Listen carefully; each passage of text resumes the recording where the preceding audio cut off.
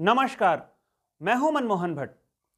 उत्तराखंड सरकार इन दिनों मसूरी के लाल बहादुर शास्त्री राष्ट्रीय प्रशासनिक अकेडमी में मौजूद है। राज्य के तमाम वरिष्ठ अधिकारी मंथन कर रहे हैं कि अगले कई वर्षों तक उत्तराखंड की सूरत बदलने के लिए उन्हें क्या-क्या करना है। 2025 में उत्तराखंड को नंबर 1 पायदान पर कैसे पहुंचाना है। मुख्यमंत्री पुष्कर सिंह धामी की पहल पर यह मंथन शिविर हो रहा है। इसमें तमाम सचिव और दूसरे बड़े अधिकारी प्रेजेंटेशन दे रहे हैं कि कैसे अपने अपने विभाग में वो बेहतर काम कर सकते हैं। इसके लिए उन्होंने कई दूसरे राज्यों के सक्सेस मॉडल को स्टडी किया है, जो सक्सेस स्टोरीज हैं उसका बहुत बारीकी से अध्ययन किया है और इस मंथन में उसे बताया जा रहा है कि अगर इस मॉडल को अपनाया जाएगा तो राज्य का वो विभाग कैसे तरक्की कर सकता है। उत्तराखंड का एक बदहाल विभाग है शिक्षा विभाग। इस विभाग की सूरत बदलने की कोशिश पिछले कई वर्षों से हो रही है, लेकिन हालात वहीं के वहीं हैं। अब जो सचिव हैं रविनाथ रमन साहब, उन्होंने भी अपना प्रेजेंटेशन दिया और तमाम राज्यों के सक्सेस मॉडल का अध्ययन किया जो शिक्षा के संदर्भ में किए गए प्रयास हैं तमाम राज्यों के।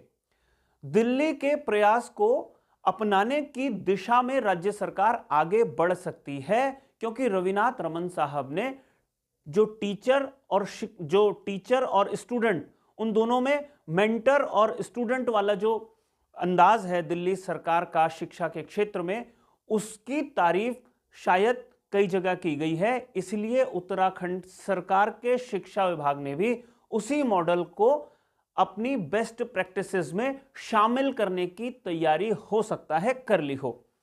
वैसे आम आदमी पार्टी की सरकार दिल्ली में पिछले कई वर्षों से है और तमाम राज्यों में जहां पर भी चुनाव होते हैं वहां पर अरविंद केजरीवाल और उनकी टीम प्रचार में स्कूलों का खास तौर पर जिक्र करती है।